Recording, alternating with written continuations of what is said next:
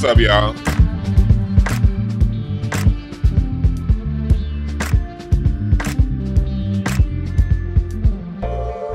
What is up, y'all?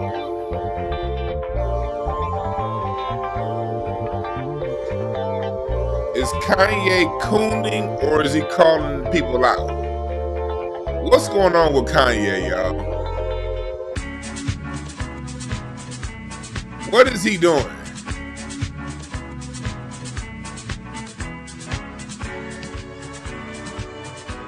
Kanye somebody, let me change his title. Let me change this title right here. Then we gonna get started.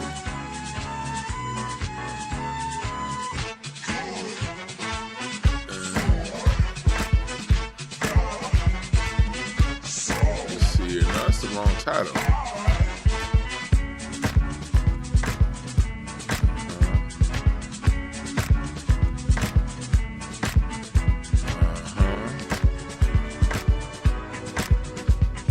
There we go.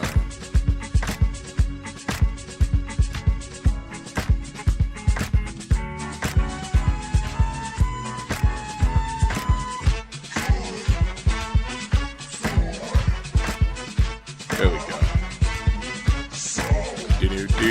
Do.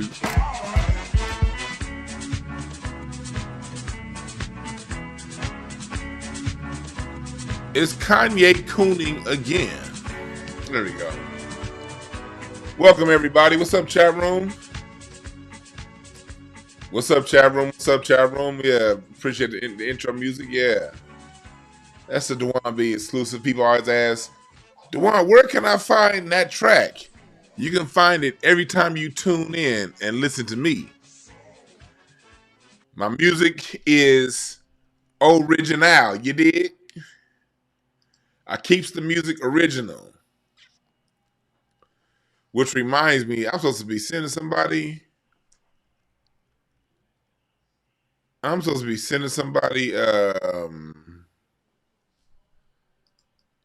it. I'm supposed to be sending somebody some music.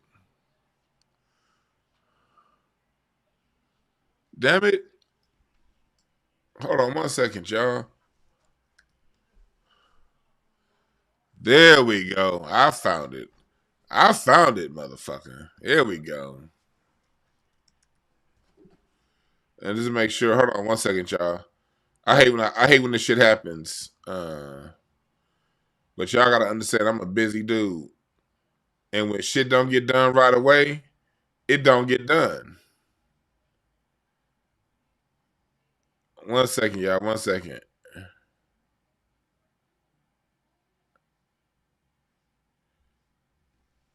Man, what the fuck? I'm gonna turn some music on. Cause this shit gotta get done now. Or it's not gonna get done. This is for the show. Hold on.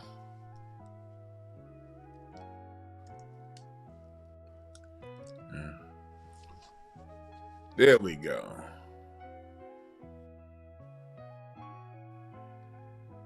There we go.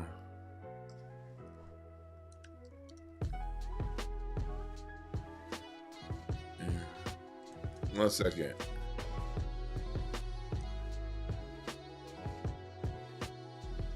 There we go. Sorry about that. All right, we good now. I'm working on some music for my documentary. I was supposed to send this shit over like a few days ago, so it just hit my mind. Anyway, is Kanye cooning or not? I thought about this because I know Kanye West is a very interesting fellow. I'm gonna start off by saying that Kanye is a very interesting fellow. Kanye West, for those of you who don't know, he sent out a series of tweets, and we're gonna get through his tweets. But before I get to his tweets, I want to just talk a little bit about Kanye, how I view Kanye. And I want to set it up because my people who've been listening for a long time, y'all know. But I want to do this because Kanye, people have all kinds of feelings about Kanye. And what I say is, you're right.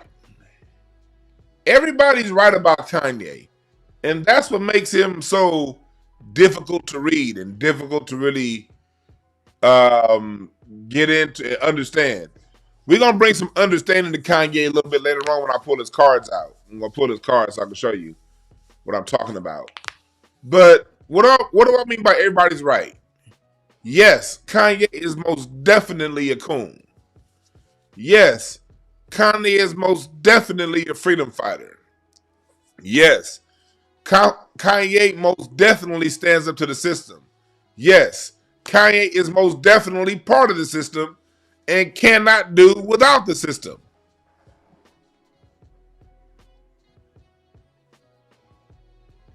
And cannot do without the system.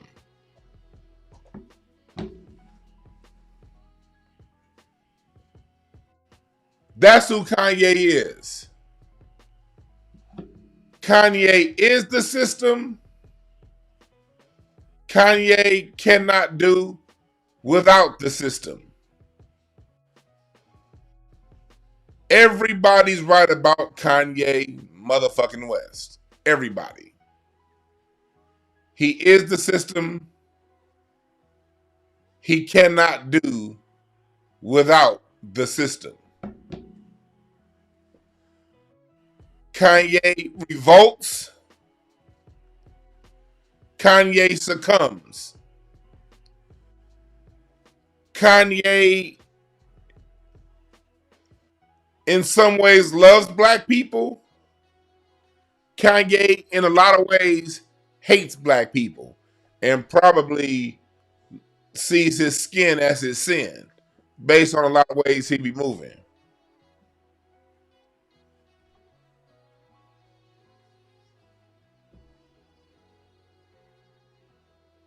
Kanye is about as complicated as a person that a person can be.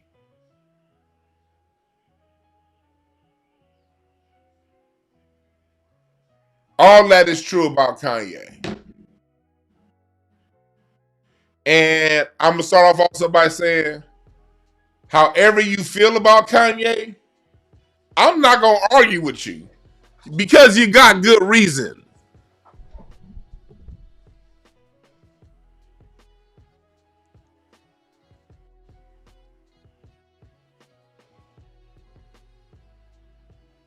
Okay? So, moderators, allow people to disagree. All right?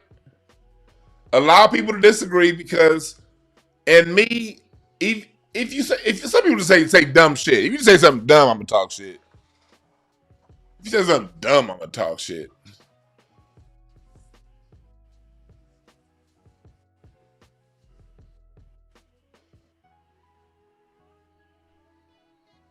But whatever you say about Kanye is probably right. So I don't want to see y'all in the chat room arguing because when you argue about Kanye, he's one of the few times that everybody's right. All right? Everybody's right. You dig? He's not only bipolar, he's a Gemini too. I'm a Gemini. I know. We got a whole bunch of motherfucking personalities. But I'm not bipolar. I got a shit ton of personalities and I'm one polar, nigga. Uno polar. Is that a word? Uno polar? I'm single polar, nigga. I don't know what the fuck. I'm a pole. I don't know what the fuck. I'm a polar bear. I don't know. But you know, people say Kanye's a musical genius. Some people say he's not. Both are right. In some ways, Kanye does a lot of genius stuff, especially that early 2000s era, like someone said in the chat room, across it, the B era. Yeah. B, graduation, college dropout, late registration. That era of Kanye is my favorite. But when it comes to a lot of his music, to me, post 2010. I like Life of Pablo. I like singles here and there, you know. It became very dark and less creative as he went along.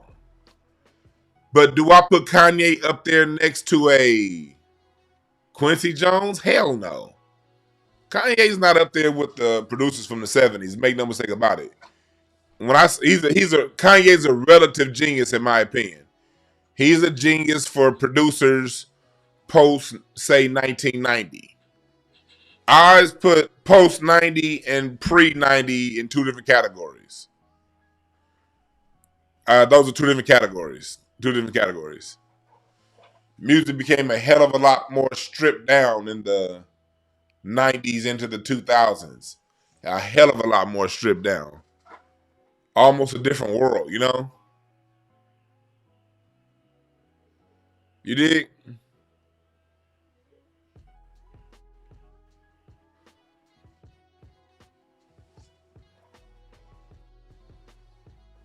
But in today's world, Kanye is a genius. When you listen to how popular music is produced today.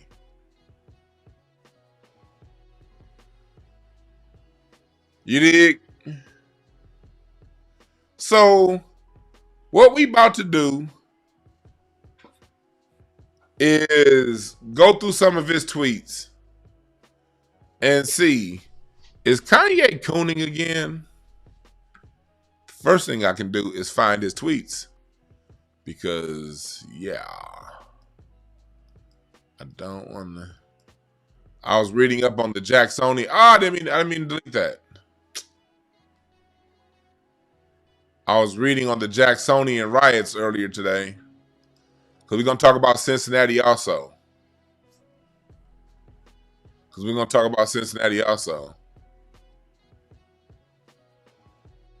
We are going to talk about Cincinnati and that Nazi thing that happened out there also.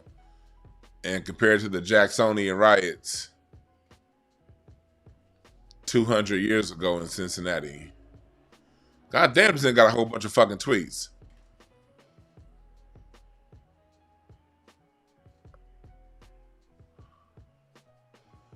I see he's deleted a lot of stuff. I see Kanye's. So we just go to tweets from today. Let's go. So first off, he has his tweet up right here.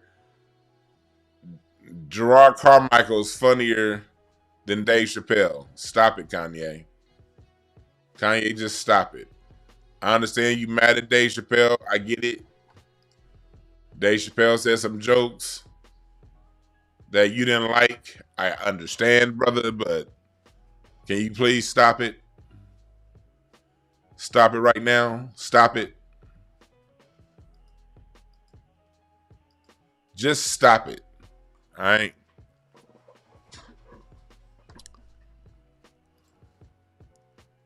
He calls himself the last dragon.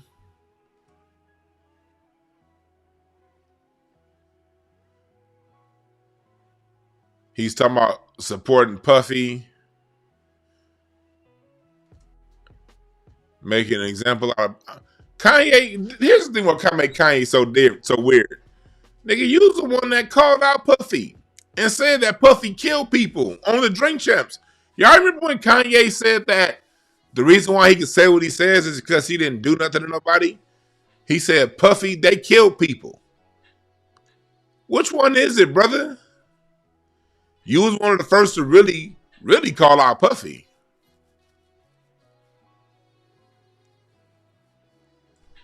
You know? You're talking about, it was some things he said yesterday that has been taken down. A couple days ago, Kanye said he re-brought up that whole thing, slavery was a choice. And I want to talk about that. Because the headlines wrote, let me see. Here we go. No. This all putting up 2000. 18. Here it is. Has he deleted it? This is what pissed people off right here. This tweet here. This pissed a lot of people off. And I want to talk about this. Slavery is a choice. This is where a lot of people draw the line with Kanye.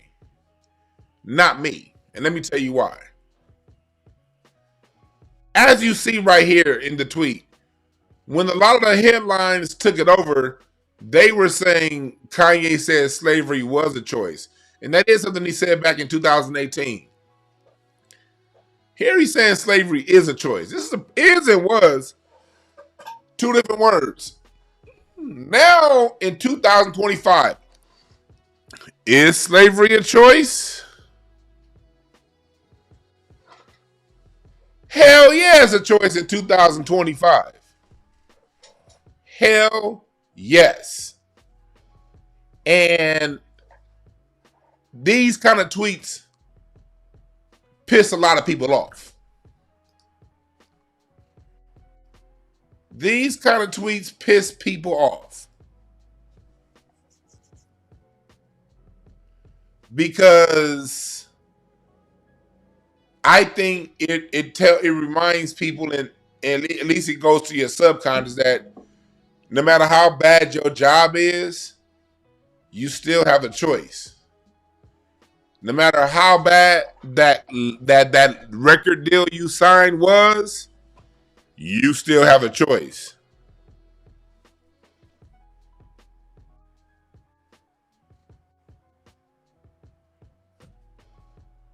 Mm.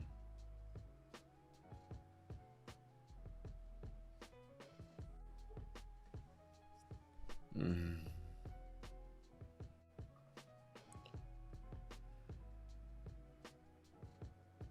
Mm.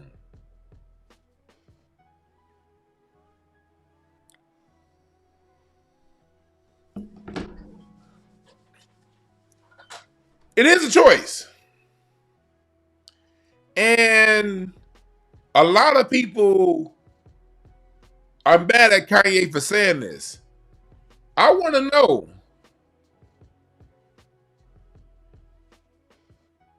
I'm going to have you guys call in and talk about that when I'm done in a little bit. And I like the way Kanye also called out the ADL.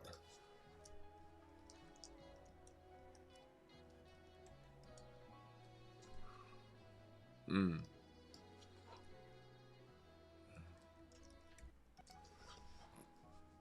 Here it is.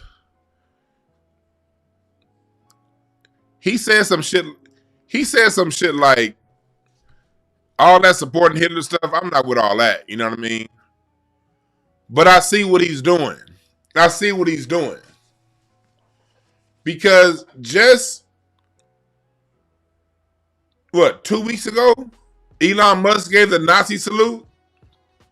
And the ADL basically was like, yeah, nothing to see here. But they went hella hard at Kanye West for some shit that he said. It's crazy to see him heighten the contradictions, you know?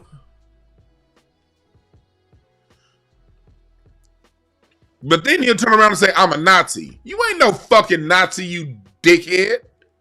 Nazis would have killed your swole jaw ass. Nazis would have flat out killed your swollen jaw ass. They wouldn't have fucked with you, nigga. The fuck is your problem? See, Kanye, what he's doing is, from what I see, he's standing on blackness while trying to stand with whiteness. And Kanye, you can't do both. And that's where Kanye fucked up. You could tell Kanye never listened to our great master teacher, Neely Fuller Jr.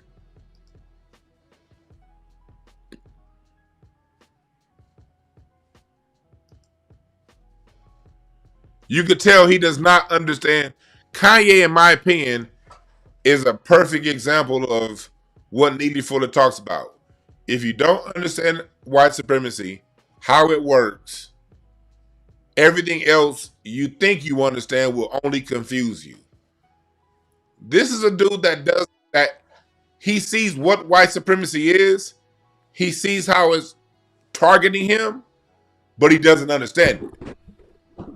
He's listening to Andrew Tate. He's listening to Candace Owens. He's listening to shit like that. Kanye's the kind of person that thinks, okay, these liberals ain't shit, so the conservatives must be the solution.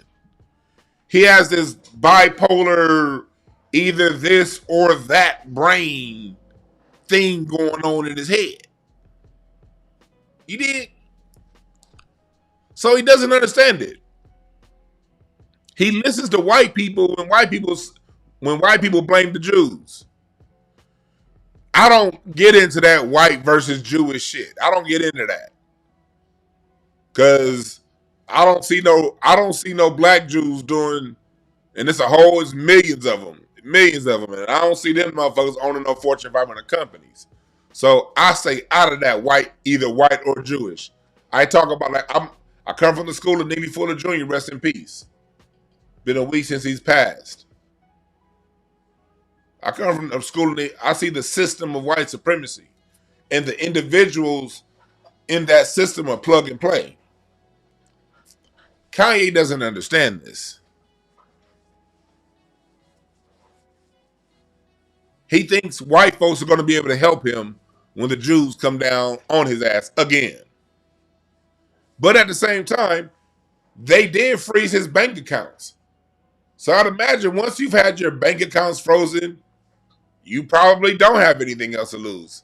In a lot of ways, Kanye is he's like, in a lot of ways, backed into a corner. What else can you do to a man after you done froze his money? Well, you throw him in jail. Kanye, you better think about that. You don't understand white supremacy, homeboy. Especially having that white woman on your... Even though the thing between him, and make it very clear, the relationship between Kanye and Bianca holds power of attorney over Kanye. All right, let me show you.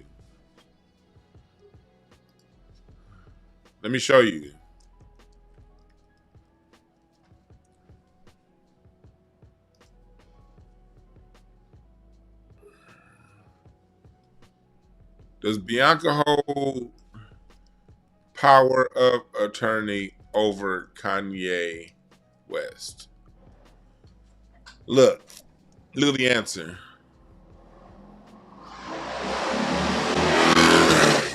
Oh my God. I got them ridiculous ass old nigga neighbors with a Harley. Y'all know how it is having an old nigga neighbor with a Harley. Them niggas be playing Isaac Hayes on volume 70 and can't just scoot their asses on. They get the loudest fucking muffler God ever created. God damn. This nigga is giving the angels in the heavens eardrum problems with that loud ass muffler. Can't stand them old ass niggas with loud ass Harleys. He's still going down. God damn. Niggas be loud as hell. We know you got a Harley, homie. God damn. I know y'all got that problem too, wherever y'all live. Because if you live around niggas, you got that problem. Especially old niggas in their 50s. Midlife crisis ass niggas. Goddamn, half their hearing's already gone anyway. So they want to get the loudest goddamn mufflers and make our hearing leave too. No, old nigga. God damn. Midlife crisis muffler having ass motherfucker. All right, back to what we talking about. Look.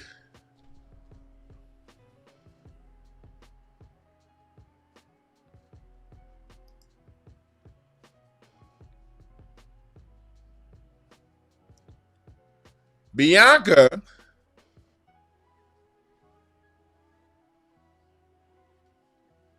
has power of attorney to manage Kanye's money. Carl Anthony appreciate Super Chat. He said we need that same constant energy that we show to Kanye for Jerry Jones. I don't know what happened with Jerry Jones, honestly, because I don't pay attention to football. If you pay attention to football, you should already know that. I don't talk. Personally, I don't talk about football, racism in football, because if you didn't know what it is, they showed you very, very clearly in 2016 what it is when niggas kneeled and they said we ain't gonna change the rules, but you niggas better stop kneeling anyway. Any black person that continued to watch football after 2016 honestly has no. I don't even want to hear no black people complain about football. Honestly, still watch. I don't fuck with football. Like I do, I watch. If I ain't doing shit, I'll turn on the game every now and again. If I ain't doing nothing else, if I'm just there ain't nothing else on TV. I don't know who playing. I don't know who the starting quarterbacks no more. I don't know. Yeah, Junior Seau was the last motherfucker I fucked with in football. Like he dead. So any black person, and personally for me, any black person that has, I don't want to hear black people complain about anything going on in the NFL. You're going to watch. So if you're going to watch, just shut the fuck up and watch. That's how I look at football. If you're going to watch football, just shut up and watch. Or Brian Tucker said, you 39 with the Law Harley. But yeah, football, it's a watch. It's like, and there's nothing wrong. I don't judge people who do watch football. Honestly, I don't judge them. If you want to watch football, that's cool. I don't judge. But I'm not going to sit here and listen to nobody complain. You know? I'm not going to listen to anybody complain about football. Whatever. Appreciate the super chat. But Bianca has power of attorney over Kanye West. Come on, Rocky. Rocky just woke up from his nap. Come on, Rocky boy. Come on, baby boy. Baby boy. Rocky was in there napping like a motherfucker. You good, Rocky? You up now? You up, Rocky? Rocky's over there. Knock the fuck out. My loud ass voice wake you up? My loud ass voice wake you up, boy?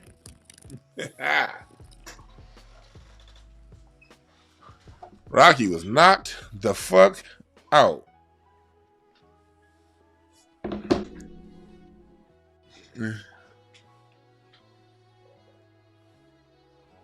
UJax says, stop complaining about black people complaining about football. Hey, UJax, go suck a bum's dick. How about that? A dirty bum dick. I mean, one of them bums that ain't took a shower in 60 days. Go ahead. Have fun. And tell your mama what it tasted like. She'll know. Anyway, back to what we talking about.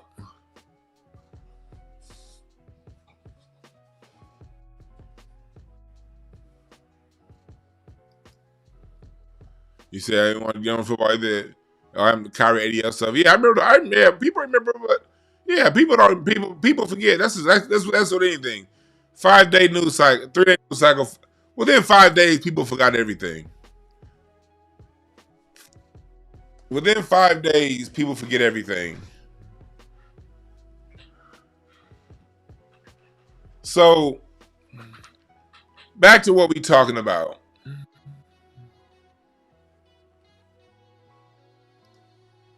And you know, Bianca, her dad is like a mafioso dude, like down under, somewhere like down in Australia, New Zealand, or some shit like that. But she holds power of attorney over his finances, so she's not the slave that the white media is trying to make her out to be. And trust me, when the white media does this stuff, they know all this. They know she's not a slave. They know that she makes some money decisions. They know that she has power of attorney. They just know that your dumb ass don't know that. So they can say whatever the fuck they want to say. Yeah, straight up wealth transfer. Straight up wealth transfer. He's doing that whole body image, bodysuit line to compete with his ex-wife, Kim Kardashian. And it's working. It's working. All these tweets he's doing right now is to promote his shit. That's what Kanye's doing. Kanye is promoting this shit the best way he know how. Because he can't make music. He saw what Kendrick did. Kendrick was able to do it with music. Kanye can't do it with music anymore. And Kanye hasn't been able to do it with music for well over a decade. So Kanye's had to resort to stunts to promoting his shit. Because he can't promote it with his music anymore. So he's tapping into other areas of marketing, which, hey, I'm not mad. I just want us as black people to know what we're looking at here. But Kanye doesn't understand white supremacy because while he's thinking marketing, white supremacy is saying this nigga pimp out this white woman. That's what white supremacy is saying. They're not going to educate the white supremacist media structure ain't going to educate its toothless fan base and say, hey, this is all a marketing strategy, yada, yada, yada. Don't get offended. No. Hell nah, nigga. They playing on that racial stereotype. They playing on that. But when it comes down to it, Kanye, this is who you lay down with. When they ready for your ass, it ain't gonna be much us, the black society, can do. It really won't.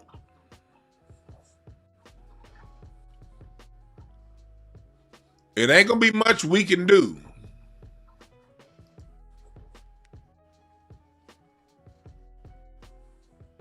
Now, where is those tweets? All right, back to Kanye West's Twitter account.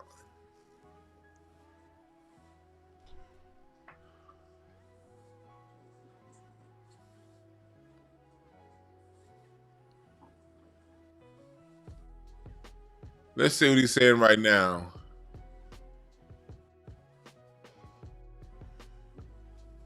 He's doing the Hell Hitler stuff. All right, brother. All right.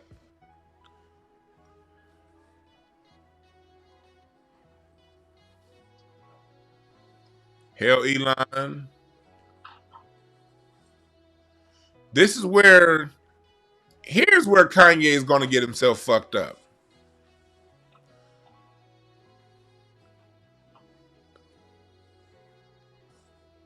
To all broke ass niggas trying to call me and be friends to tell what to say.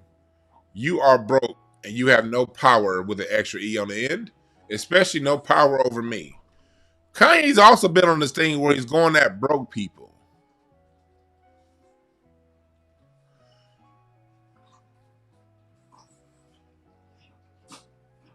Talking about if your Maybach is more than 2 years old, it's no longer a Maybach. I know he just gifted the game 2 chrome Maybachs. He's doing a whole lot of broke nigga talk.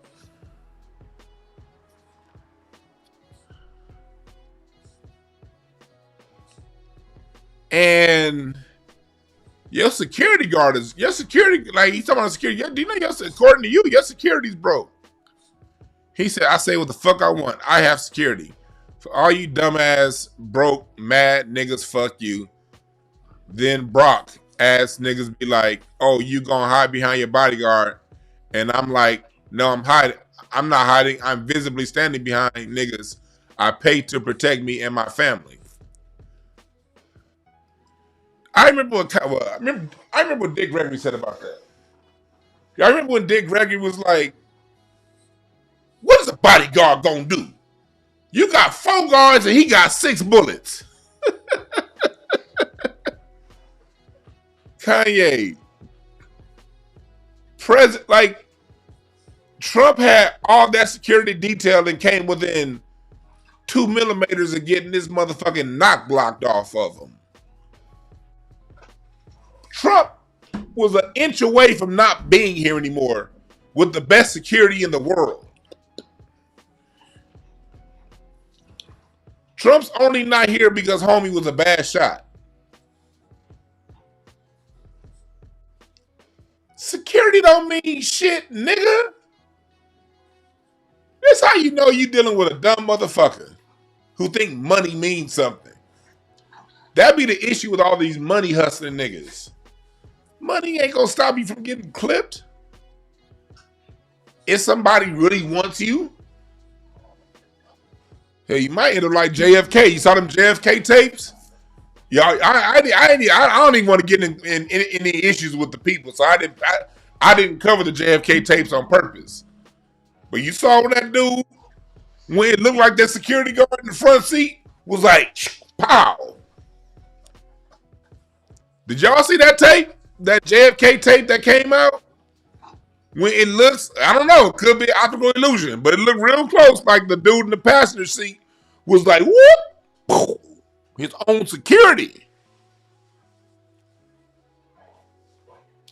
I'm not involved in that. Y'all gotta go look that shit up yourself. I'm not getting in it. My name is Bennett, and I ain't in it. Yeah, Ronald Reagan. And then the dude that shot Ronald Reagan ended up in that, I drove by it, John Hinckley Jr. And do you know John Hinckley Jr. is cousins to the person that shot Ronald Reagan? Hinckley Jr. is cousins to both Bush and Obama. Obama comes from that Hinckley family. I bet you didn't know that, did ya? Don't you know that? Don't you know that? Look it up.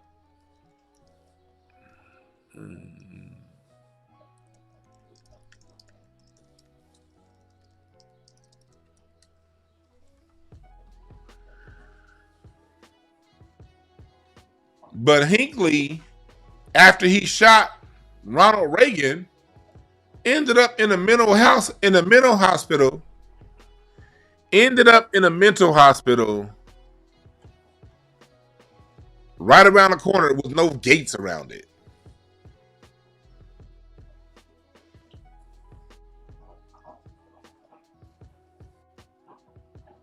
Security don't mean shit.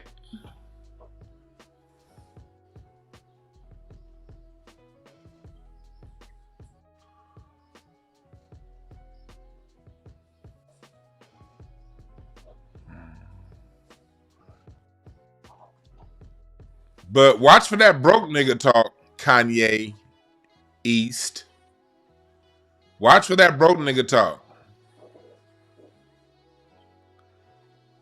Because those broke niggas are going to be the ones that's going to have your back and fight for you. You never want to disconnect from the people. That's something I've heard from multi-millionaires. I know a lot of millionaires. And the ones that I see have the best interpersonal lives, like good, solid relationships, are the millionaires that never disconnected from the people.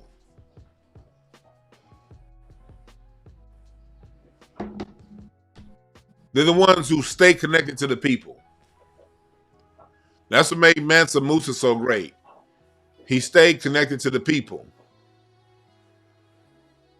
That's what made the greatest president in United States history was Franklin Delano Roosevelt, FDR.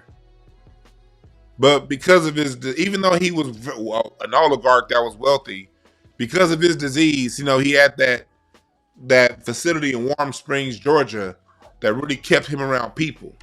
And FDR made the greatest impact in American history of any president because of his connection to the people. Another great president as far as, and when I say great, please understand I'm using that term loosely, relative to the productivity of the United States and the condition of the United States. They're all mass murderers. But so great is a relative term. But Jimmy Carter was the last president that actually legislated things majority for the greater good of the people. His food programs, a lot of his social safety net programs. Jimmy Carter was the last one to actually really give social programs to the people. But he was a farmer. He was a farmer, grew up a farmer, always stayed connected to the people. James Brown, when James Brown was at the height of music, we gotta understand, James Brown was at a level that Kanye dreams of. Kanye West, Kanye West, even at his best, even at his height, does not have James Brown's impact. Still. You got to really study James Brown to understand what I'm saying, because oftentimes we can be caught up in prisons of the moment, and the people run to Michael Jackson, and that's great. But you can't go to Michael Jackson without stopping at James Brown first. James Brown literally, the night King was murdered, he literally stopped a riot. He stopped the riot in the city of Boston. Boston was the only city one of the only cities in America that didn't riot the night King was killed. Because James Brown had a concert that night, and they streamed his concert on TV and through radio. And they used, James Brown didn't have all his pyrotechnics. He didn't rely on no antics, having no white chick come out dressed naked. James Brown didn't rely on none of that shit. It was just James Brown, his band,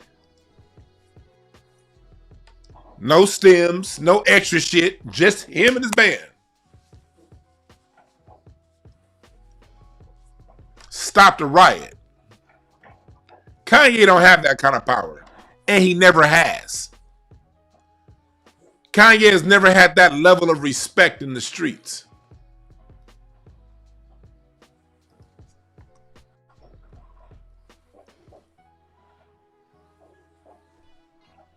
James Brown stopped a riot with this. He stopped a riot.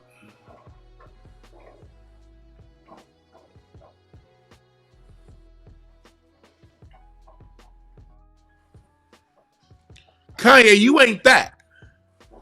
But the reason why James Brown had that level of power, because James Brown stayed connected to the streets.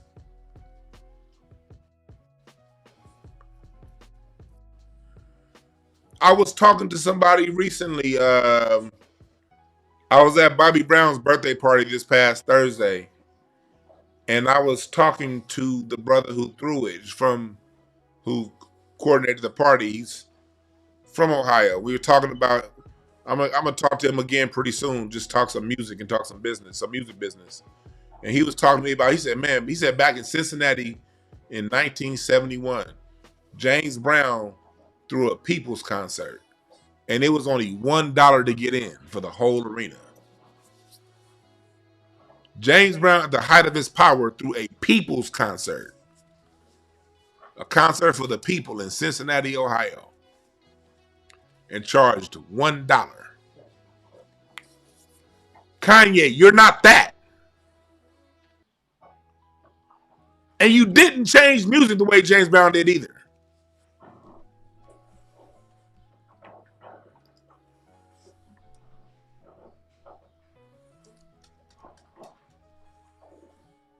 James Brown made music like this for the people.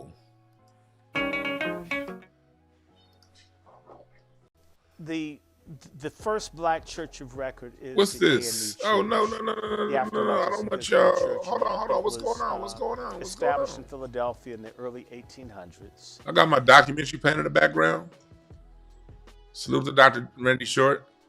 But James Brown, listen to this rap right here. You can have Watergate, but give me some rocks and I'll be straight. You can have Watergate. That was him saying, this is James Brown talking about reparations. He like, yeah, I fucked up endorsing Kanye the same way you did Trump. James Brown endorsed racist ass Nixon.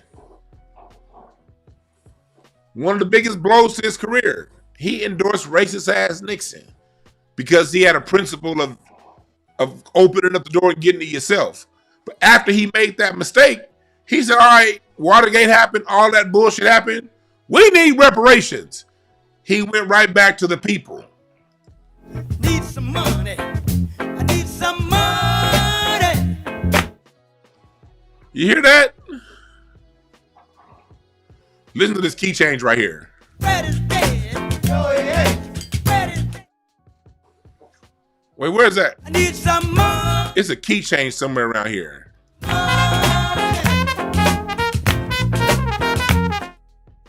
James Brown went right in talking about reparations. I can't find the key change because it'll give me a strike.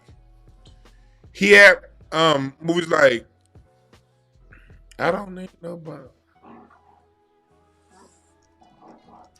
What's the name of that song? I don't need nobody to give me nothing. Open up the door. I get it myself. Here we go. This is it. Wait. Here we go to one of the lyrics. I don't want nobody to give me nothing. Open up the door. I'll get it myself. I don't want nobody to give me nothing. Kanye, you ain't wrote shit close to that. You didn't change no genre. You didn't stop a riot. Overall, nigga, humble yourself. You just the next nigga these white folks is gonna take out. That's all you are. At the end of the day, what have you done on this level?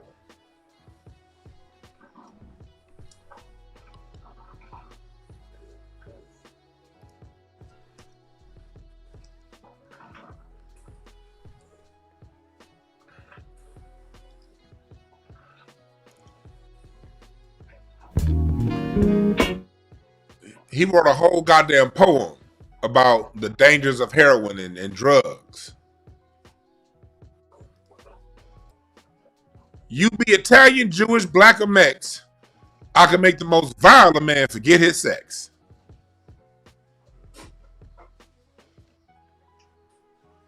You ain't never wrote nothing like this for the people like that, Kanye West.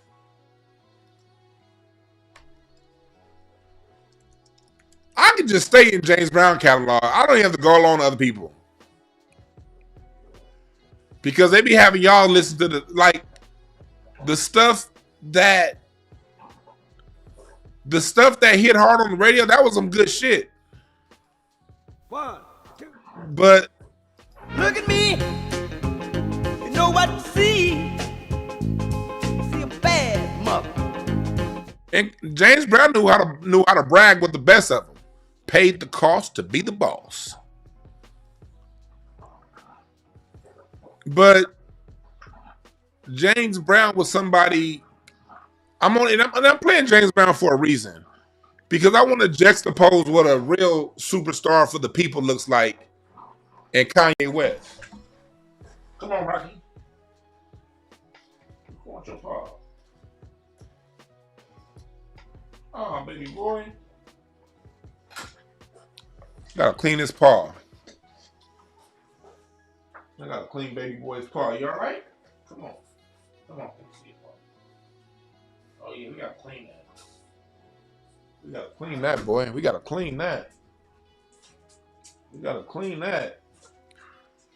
Getting Rocky's allergies are getting much better. When I got him, his allergies was fucked up, but they getting a lot better now. But baby boy got some things I still gotta clean up. My bad. But anyway,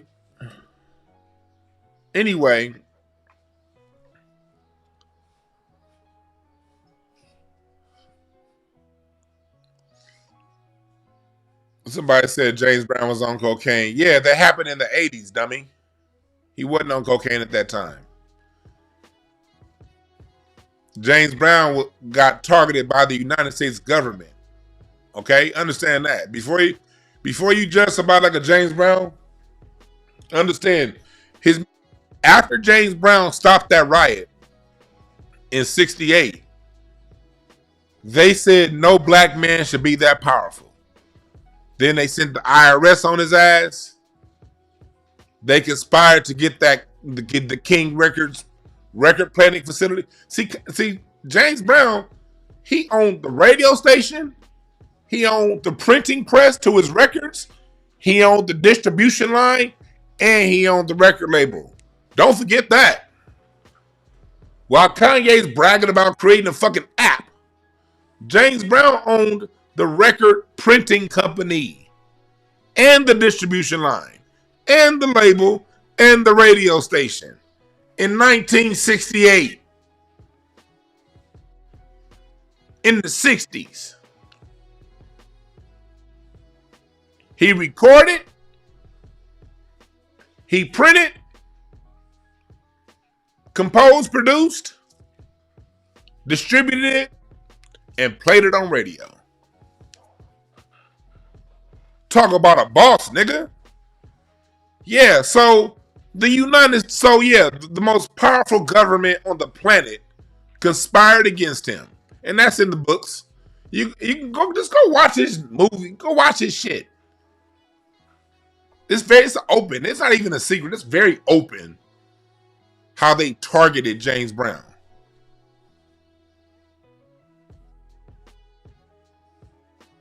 So if somebody who was targeted, and James Brown didn't go talking about, see, Kanye West, your targeting comes from you putting the target on your own monkey ass back, saying dumb shit.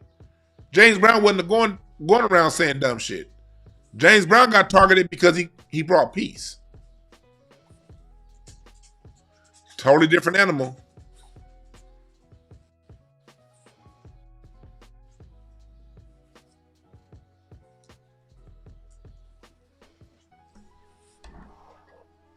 You good, baby boy? You good? I don't relax now. I don't relax.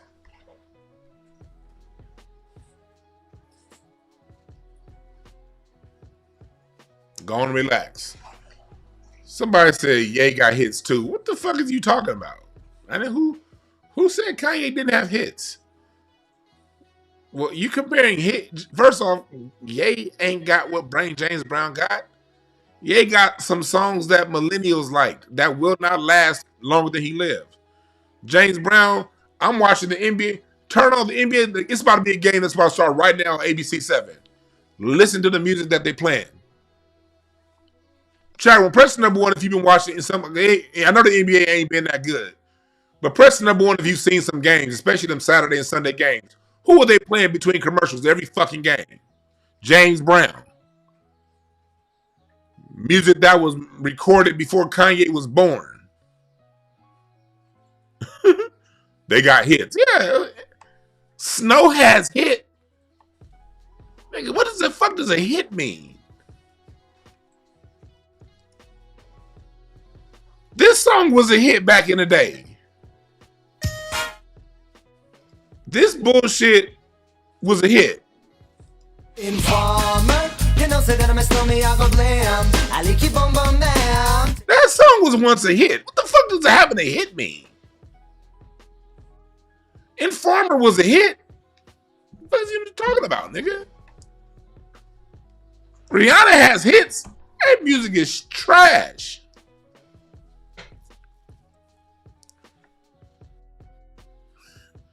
Papa's got a brand new bag. Papa's got a brand new bag.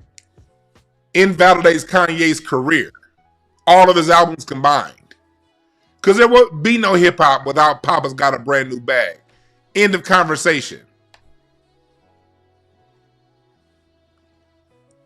Yeah, you're right. Music is conversation, and James Brown spoke music to the entire earth. Right. Out of James Brown, you get Afrobeat out of James Brown, Fela Kuti. You get hip hop out of James Brown. I mean, you get all the funk, you get all the funky stuff. George Clinton, Parliament, you get all that comes just from James Brown. Show me the subgenres that Kanye created. Matter of fact, show me one subgenre Kanye created. Just show me one.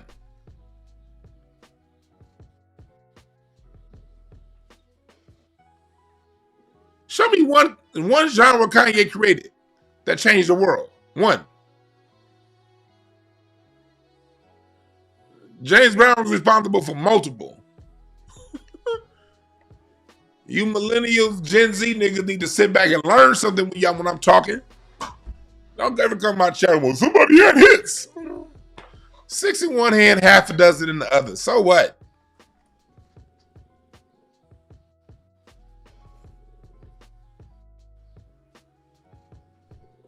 And it's not to say Kanye don't have some timeless music, nigga. It's not to say that he doesn't have timeless music. He most definitely has some timeless music, you know.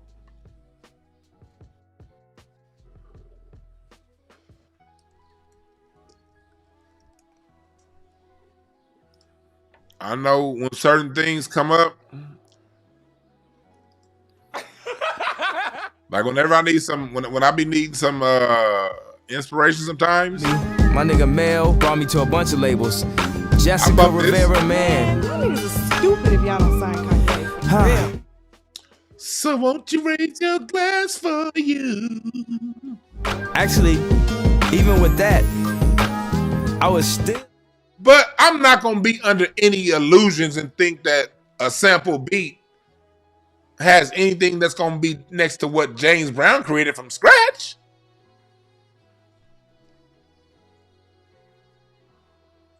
Oh, and the B album, yeah.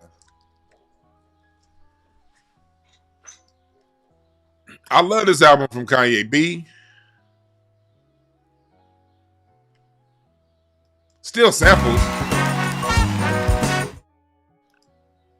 Another what you expect from one who smoked a joint with his mother, anointing hustlers in the father's region through the pain. What's the new that got? But that's a sample. AME Church. When you're talking about Kanye's hits, you're talking about samples. James Brown wasn't sampling shit. He was creating this shit from scratch.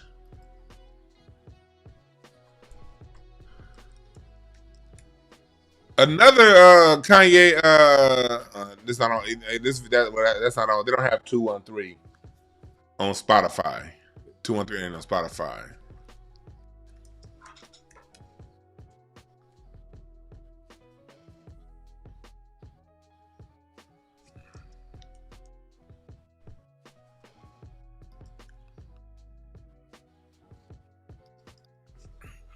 Let me see here.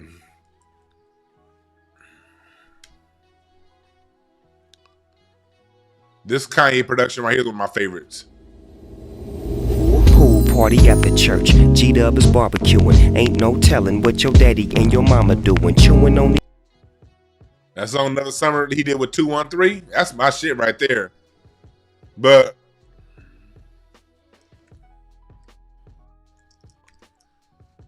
it was a hit because, well, not a hit, it was one of my favorites because a lot of the original.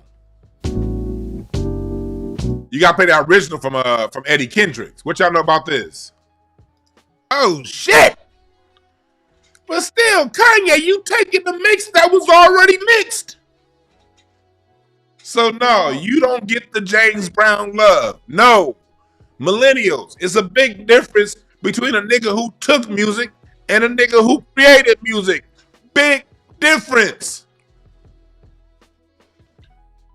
Especially if you're on Twitter talking about how much of a fucking genius you are. No. Calm the fuck down.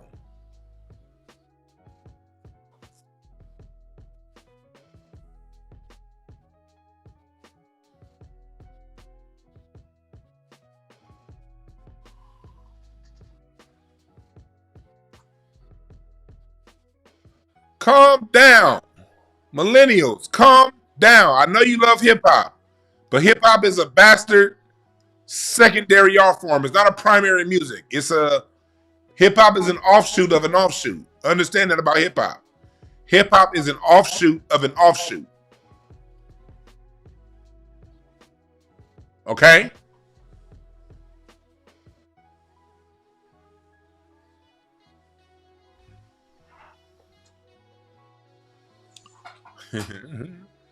My nigga Rocky over here knocked the fuck out. It's offshoot of an offshoot. So let's see. I'm bringing that up because I want to bring context to what Kanye's talking about. Somebody said don't minimize hip hop. No, LSC, no. The truth isn't minimizing. The truth is the truth. You may not like it, but it's an offshoot. That's why I made my tree here. It's an offshoot of an offshoot. That's just a fact. It doesn't matter how you feel about it. Doesn't matter how you feel about it. When we created when the blues and jazz combined, it gave us the rhythm and the blues and the rock and roll. And the R&B and the rock and roll that eventually evolved into funk and disco.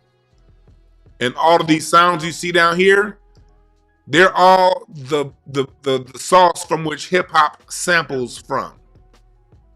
Don't get mad at me. Get mad at hip hop for not doing the work these other genres did of creating their own sound. Don't get mad at me for saying that. When James Brown created funk, this is what music sounded like. Before James Brown created funk, this is what it sounded like. Try me, try me, try me. Sounds good. Sounds great. This was a dance tune before James Brown created funk.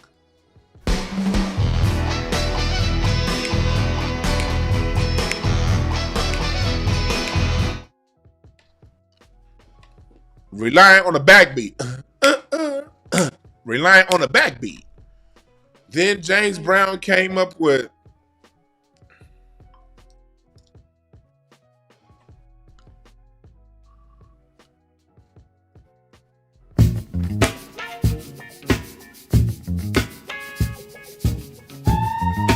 completely different beat.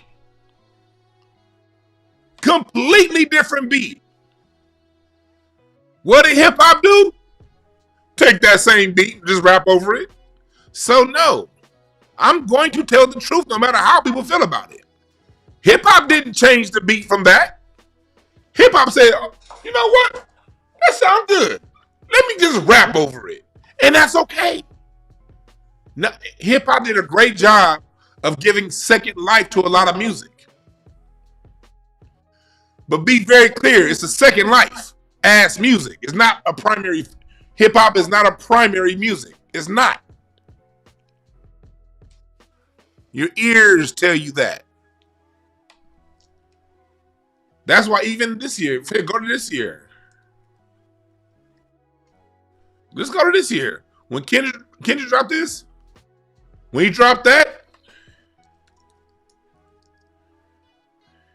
that was a sample of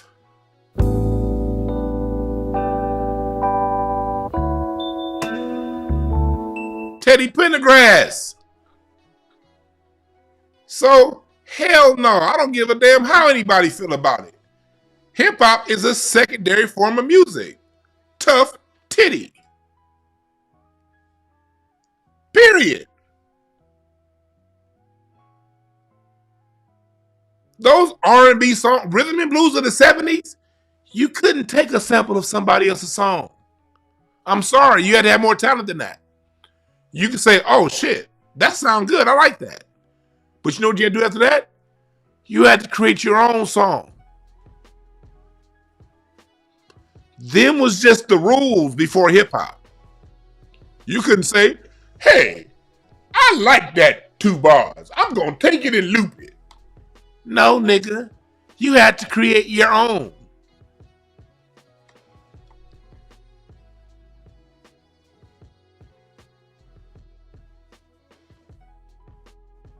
Okay?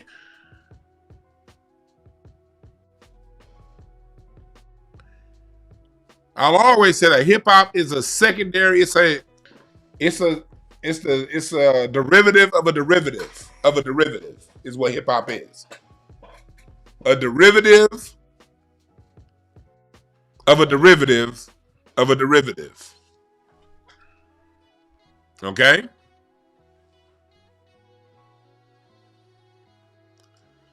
I like the roots. I've always liked the roots.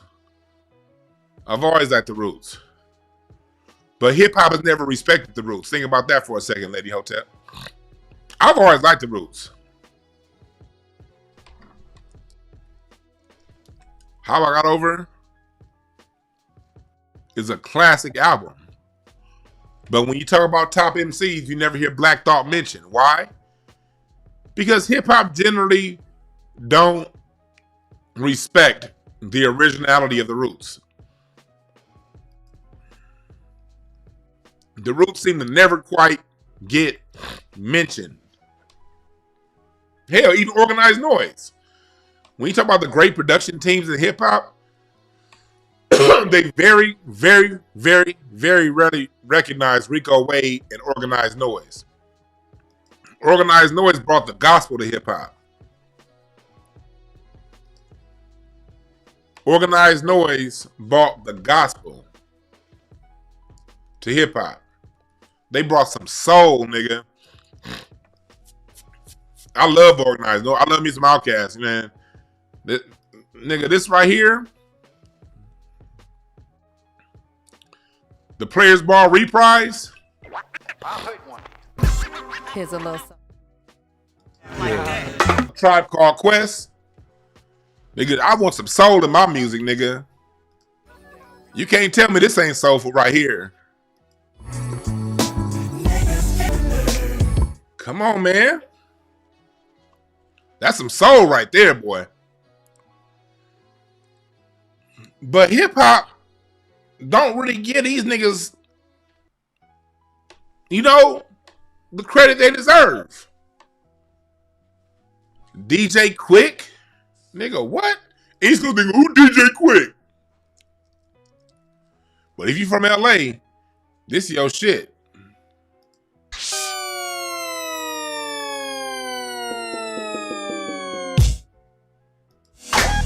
Yeah.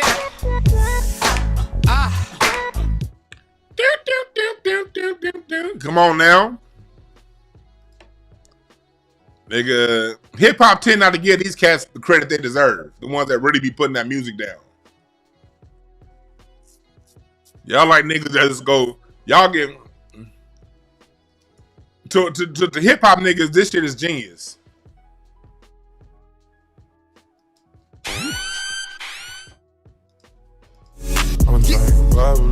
Take out my problems and drink out the bottle and fuck on them out of yeah. Out of my this now. Hip hop niggas will put. Hip hop niggas be thinking Future is the next is Quincy Jones. That same 16 notes. Fuck out of here, nigga.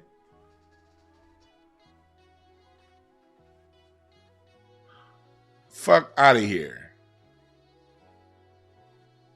To hip hop niggas, that shit's a classic. So yeah, nah. Hip hop niggas, and they be all on YouTube gossiping about other niggas over 90 street activities. We need to almost goddamn throw the whole industry in the trash with the shit they've been doing lately, saying Latinos helped create it. Nigga, what?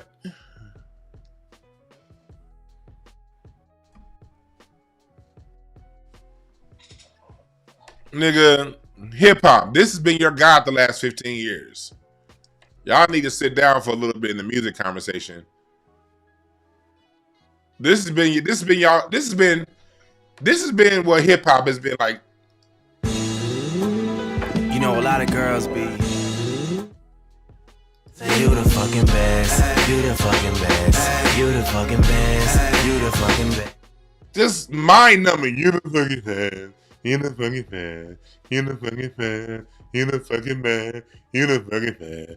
You the fucking fan. You the fucking fan. That's been y'all king. I never fucked with Drake, so I can sit back and point and laugh at you niggas.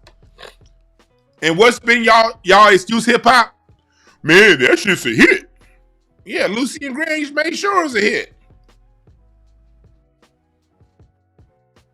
So I don't want to hear none of this shit. You the fucking head. You the fucking head. You the fucking head. You the fucking head. You the fucking head. Fuck out of here. Nigga, let's take hip hop. Y'all gonna have to sit out the conversation for a little bit. Y'all gonna have to sit out the conversation for a little bit. Let people who love music talk again, but then we'll let you guys come back in once you guys have taken time to learn the music that hip hop is sampled so much from, you know?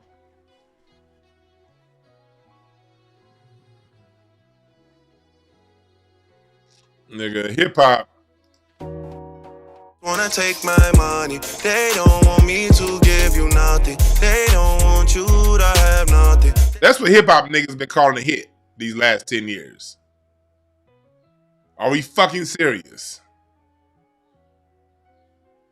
Are we serious, hip hop? Do y'all want to have that conversation?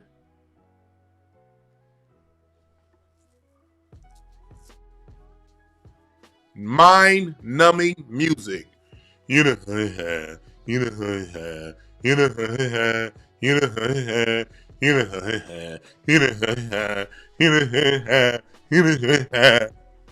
the fuck? Y'all gotta take that L.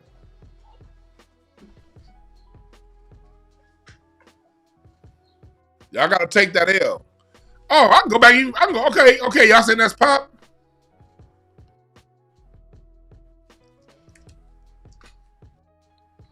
You know what else y'all was calling a hit hip hop? Let's go back. I'm being real.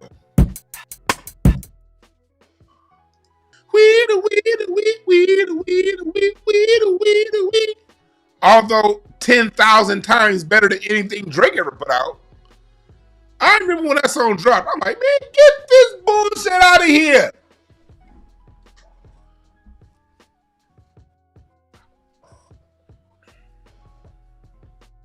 I said that shit when it came out. That shit dropped right when I graduated college. That song dropped right as I graduated college. I was like, what the fuck is this?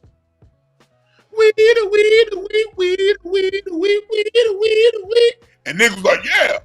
Yeah. That nigga sound like Mozart. That nigga sound like Beethoven. Fuck out of here.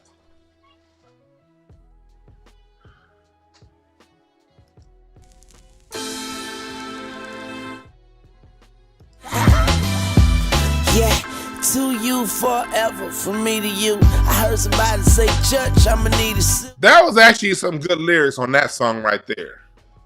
Lyrically, that song wasn't bad right there. That song wasn't bad right there, lyrically. But it was a lot of bullshit that slipped through. You want to go back further? You want to go back further, hip-hop? Because hip-hop been fucked up since the 90s, late 90s.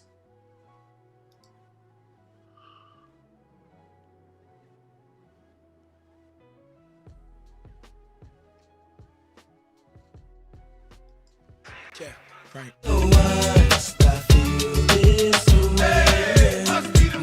Face about the front neck, don't know how to act.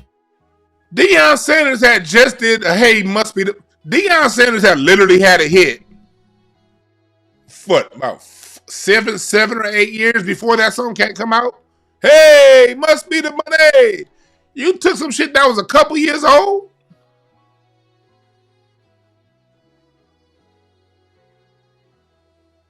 That shit was trash.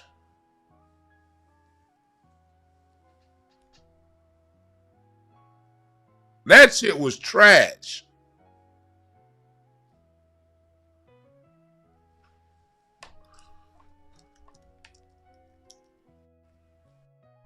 Somebody said his first album was hot. No, the fuck it wasn't. I remember when this shit dropped. This is my first year of college when this shit dropped.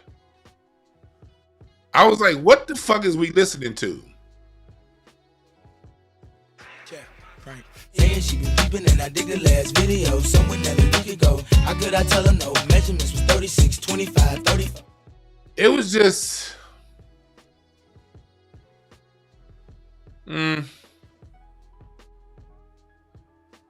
Just mind-numbing.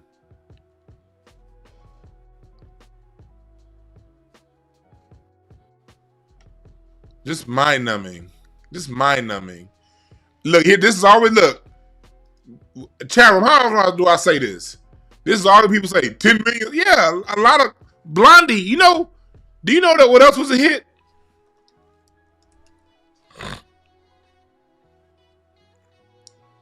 Blondie was a hit. This was a hit. This sold more than 10 million. It's a record, so the fuck is you? You got to be a dumb motherfucker to talk about record. Nigga, McDonald's sells more burgers than anybody. Nigga, McDonald's is gonna outsell everything. It still ain't a real burger.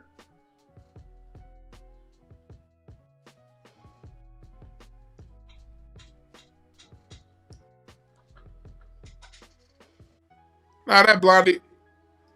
Nigga, Boy George. What? Boy George wasn't nothing but chess records. Redone in 80s tempo. It was fun music. Boy George was fun music. It was very fun music. But that shit was trash.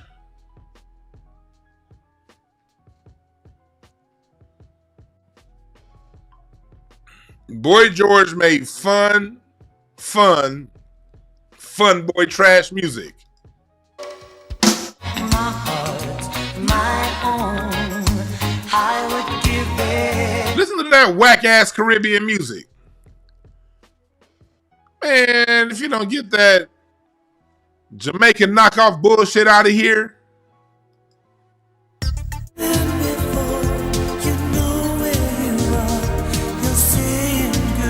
Overall, when you compare Boy George to, you compare that bullshit to something like this, coming same era.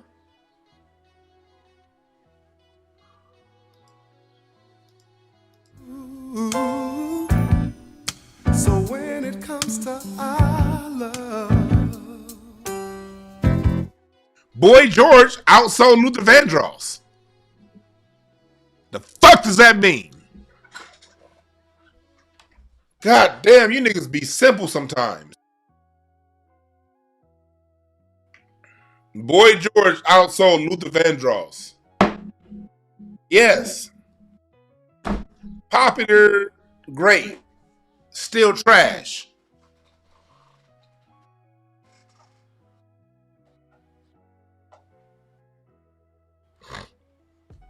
I got some super chats. Let me read these super chats. He said they hired him to be a distraction, probably on the Elon payment plan. That's a good point, DDD. Truth out. Probably so. I'm not gonna argue with that. Yeah, James Brown music is a conversation that speaks to the entire earth. Yeah.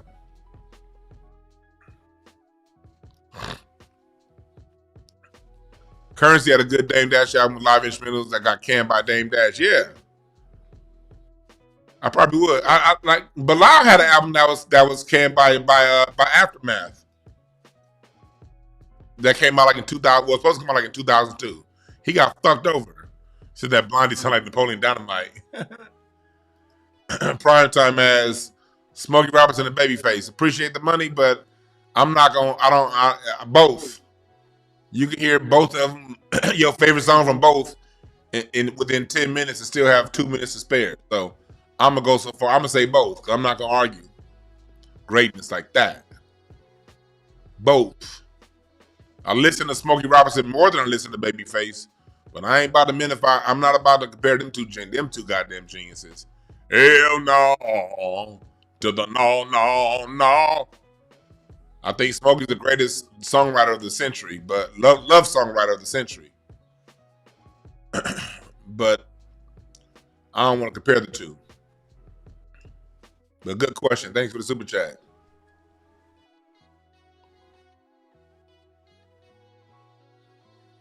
So that's what we're talking about when we say Kanye needs to humble himself. Now I want to know what some of you guys think. Call in 323-744-7425. Kanye is going on a rant. Kanye is putting himself out there, but Kanye don't understand white supremacy. Kanye does not understand white supremacy, how it is, how it operates. That's why his dumb ass got that white girl on the leash, and the only thing that's gonna do is fuck him up. That's the only thing that's gonna do is fuck him up. That's why he's going around talking about he's the greatest and this and that. He don't understand that, like what John Henry Clark said, black people, we can do whatever we want to do as long as we shut the fuck up.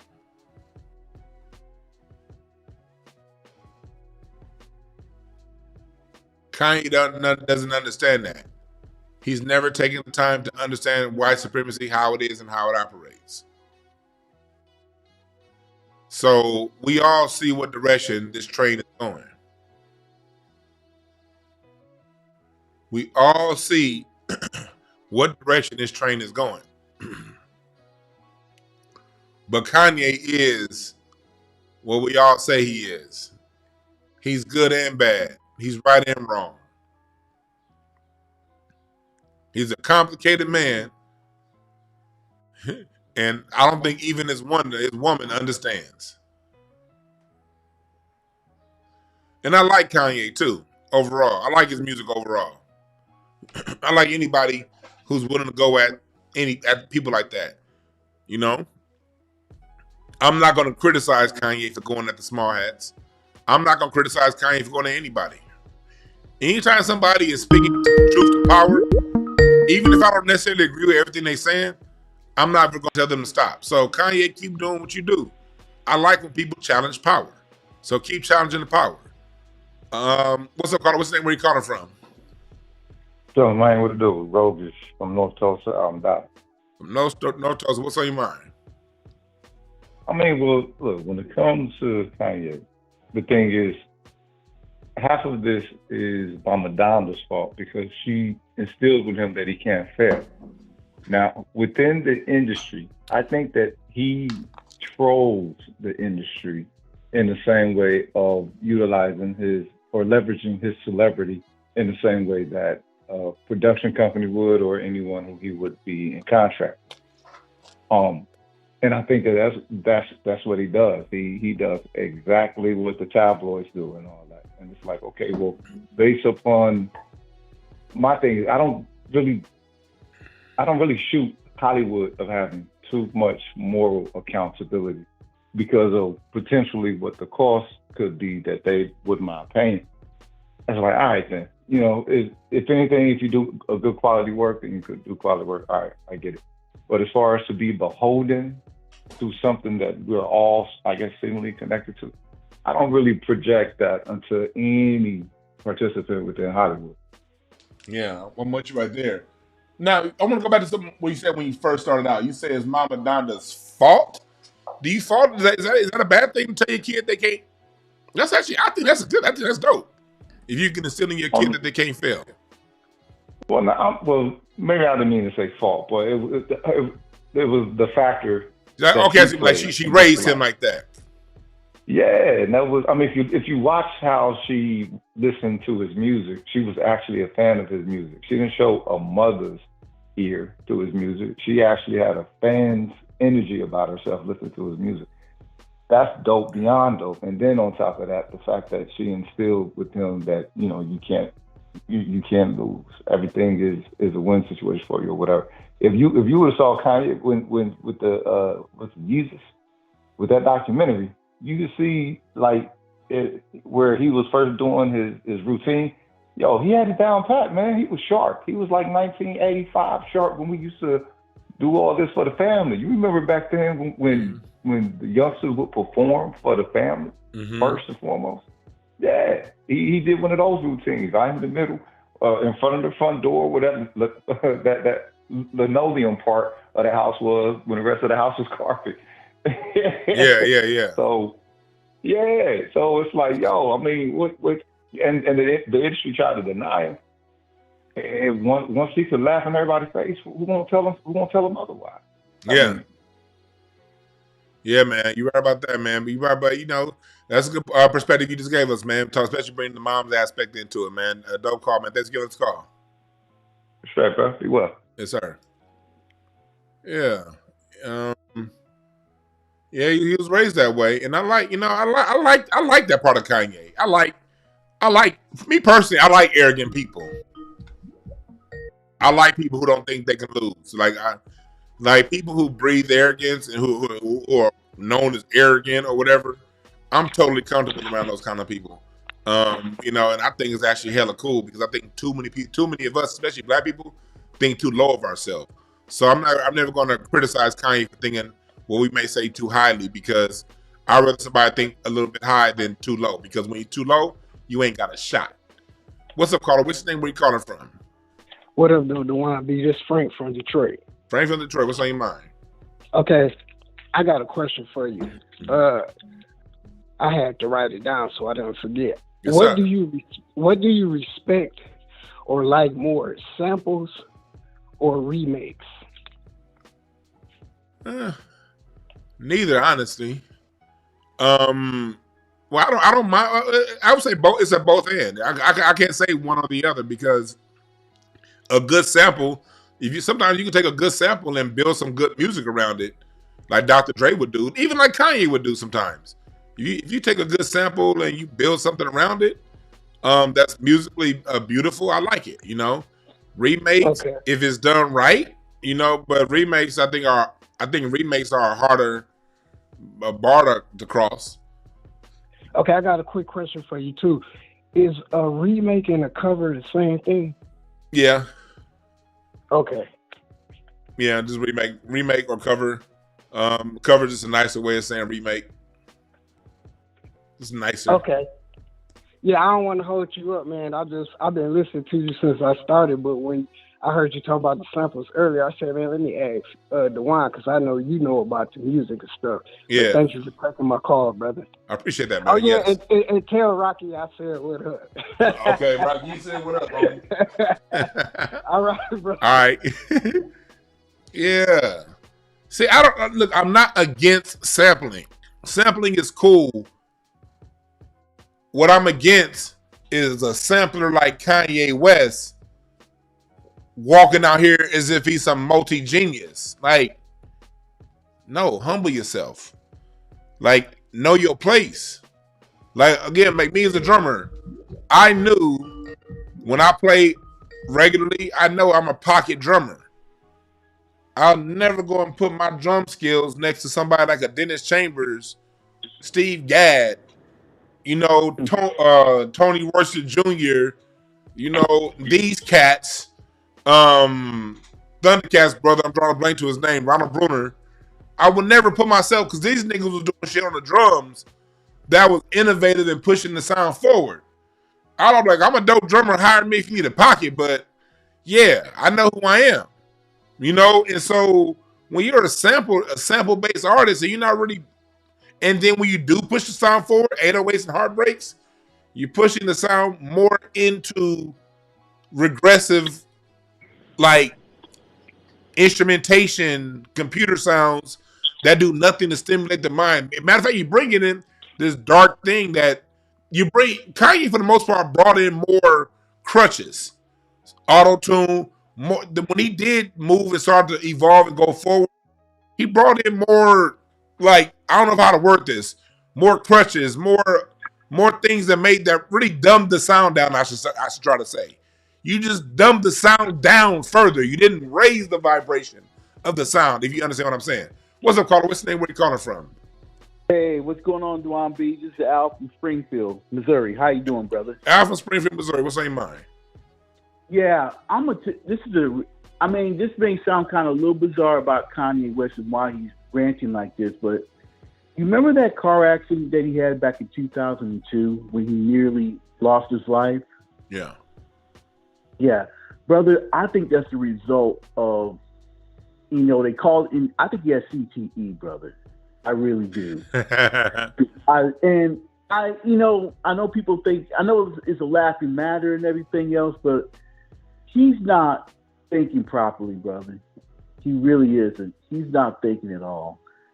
And he's really deteriorating and everything else right before our own eyes. He never recovered from that accident that he had to get, to get. I mean, he did. When he was in the hospital, he was in there for like a couple months and everything else, and then he just bounced back, but didn't try to recover and everything else. Well, now, you know, as a result of that brain injury that he had, I think it's being made manifest and everything else.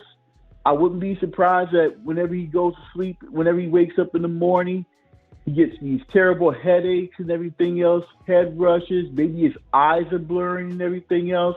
Now, you can get CTE playing football or doing MMA or boxing constantly. I get it. You talking about the CTA, him possibly having CTA. I get it. But did you have something that you want to say about that? Yeah. I think that's the result right now, in my opinion. So you saying this nigga head got bashed in and he ain't right. Yeah. I hear you right there, man. Thanks for giving us a call. You're welcome, brother. Yes, that brother said that's a good point. I'm not gonna argue with that point. You know, maybe that accident did get his head all fucked up. Vangichi in chat said the government took instruments out of schools in the years due to the magic that's within us. Yeah, if you're not creating from instruments, you're in a different class than those who are, because it's the instruments that give us the life and the life bred in music. It's the instruments that really push us and help us grow, innovate. And when you know your instrument and you combine, see, music isn't. I'm gonna get right to you. See what happened in the hip hop days. You know, everything came down to. You know, look at me. I'm a producer. I'm this. I'm that. Even though you have ghost producers doing the nucleus of the work for you, it took attention away from the people, and sampling gets you so reliant on the past. When you use everything based on a sample, by definition, you got to go back. If you're sampling, you're always going back, and everything you're building off of is going back. In the 80s, 90s, cool. We're in 2025. So samples now are going back 50 years. So if you're constantly in this mode of going back and plastic this and plastic that, you're just degrading it's like anything else. The thing with the most potency and consistency is going to be the original. The more you keep cutting off the original, the less potent it gets. At some point, producers are going to have to pick up instruments and collaborate, because music isn't a one-man jack-off session. Music is a communal event. And when you combine with 4, 5, 6 other cats that are perfectionists, that are great at their instrument, and you come together in community, that's when the innovation is going to come back. And that's when we're going to be moving forward. What's up, caller? What's the name? Where you calling from? What up, Dewan? This is E-Money from LA. E-Money from LA. What's on your mind, brother? Yeah, you getting at, as well as the other callers, you getting at the different parts of it, but you still ain't hit the big nail yet. So I want to touch on what the big nail is with Kanye. Teach me. I've grown up. I've been growing up watching Kanye since the Jesus Walk days. That was when I was a little kid. All the way till now. I really don't listen to him like that no more. I stopped listening to him around my Twisted Dark Fantasy era. But with Kanye, it's a love-hate thing, because he's a person that he's going to speak from his heart. He's not super structured. He's just going to go off the cuff. That's something that we did admire about him at a point.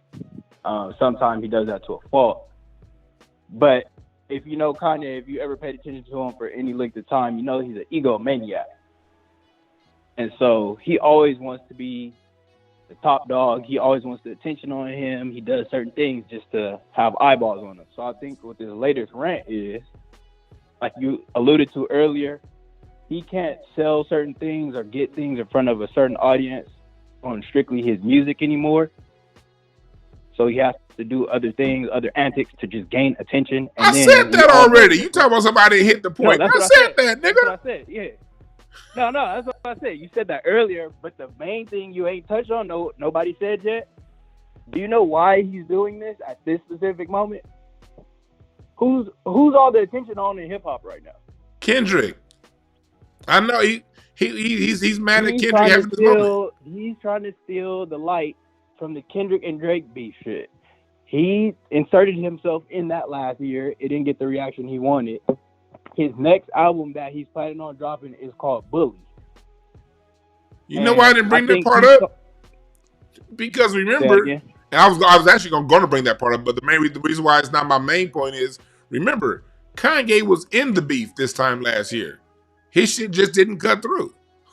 Remember? Right. He dropped his own diss track. He wanted. And no one gave a fuck. You know?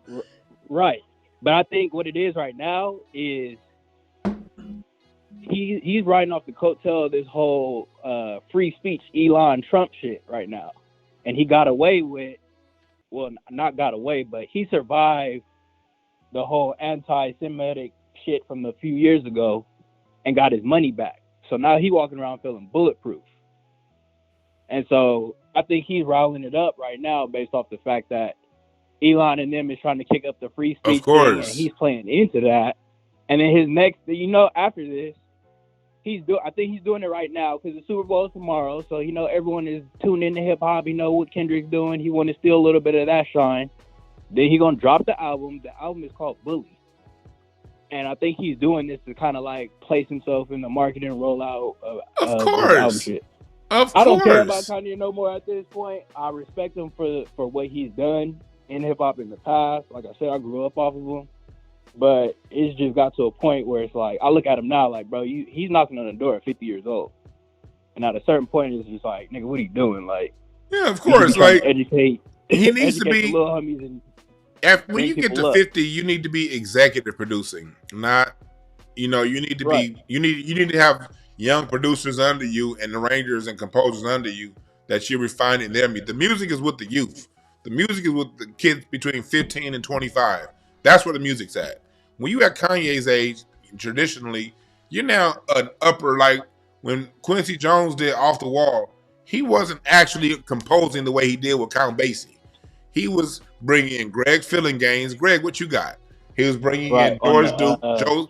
He was bringing in the young guys and hearing what they was doing and then refining it and crafting it and making it into a song. That's where Kanye needs to be. This nigga said, but and Kanye does, don't get me wrong, he definitely has ghost producers. He ain't putting them all the beats together from scratch. But he's trying to do it. Don't hit the same no more. He's trying to do it. But what he's doing right now is he's trying to keep his face on it instead of being true to the music. He has a great influence, and there's a lot of, like, when he was going in, I put it in the chat, I was like, damn, this nigga going in on my childhood right now. Like, the Carter 3, Graduation, all that. Like, that's, you feel me? That's a special place in my lifetime just because the time I'm not born in. But he's evolved out of that, which is why I really can't rock with him. Last thing I'm going to say is... Oh, go ahead. Let me tell you something before, and I'll let you get your last thing you got to say off. Get used to it, because I was born in the 80s, and I had to have the same come to Jesus moment with the music of my childhood in the late 80s into the 90s. Most of that shit was plastic and purposely dumbed down. It was not on the level of musicianship from the 70s. It just wasn't. It was a sample base. And so I had the music of my childhood, I had to be like, I love that shit when I was a kid, but as I got older and started listening to more stuff, I was like, damn, dude, is everything I like from my daddy's generation? I'm over here trying to argue with my dad. I was arguing with my dad like, nah, nigga, Bell Biv DeVoe, fuck you. And of course, I wouldn't tell my dad, fuck you. But I'm like, Bell Biv DeVoe, hell nah, we on this, we on that. And almost everything I like came from when he was my age at that time. I was like, damn. Right. And I was listening to your stream the other day where you was talking about the late 2000s, late 90s, early 2000s decline and how they started pushing certain shit to get shit out the way. Like, I told you before, I'm born in 96. The first album that came out when I came into the world, bro, was All Eyes on Me. So my childhood, my adolescence and all that shit is the 2000s era all the way through the 2015, 2010s, all that, like all the major albums. So I understand completely where you're coming from. My last thing is with Kanye's antics and shit, his ego. Remember when Genius dropped the documentary thing on Netflix. That was 2022. He dropped that at the top of the year. If you remember that time, everybody loved Kanye when that documentary was on. Every week, everybody was like, oh my, even people who had made their mind up, they wasn't fucking with him no more, they fell back in love with him. Mm-hmm. At the end of 2022, October, November, December, that's when he did what he's doing right now the first time. The DEFCON 3, going on the drink champs, all that is in it. And people have a short memory, short shelf life memory. So I watched in real time in 2022, everyone loved him in one quarter of the year, and then he made everybody hate him. And I think he gets off on stuff like that. Like, I think he's just a... Of course he gets off. He's a fucking troll. Maniac, he know how to pull strings. He know how to pull people's heartstrings. So that's what it is. He doing something right now to make everybody hate him. Mm. And then he's going to try and deliver on the back end and make everybody, you feel me, worship him and say he's the king of the hip-hop shit and he's better than Kendrick and blah, blah, blah. That's part of his plan. But yes, sir, man. Thanks for giving us a call. All right. Appreciate it, man. Yeah, that's somebody. I speak like this for you young niggas, all right? I'm this for y'all. Y'all cats born after 1990, y'all don't know.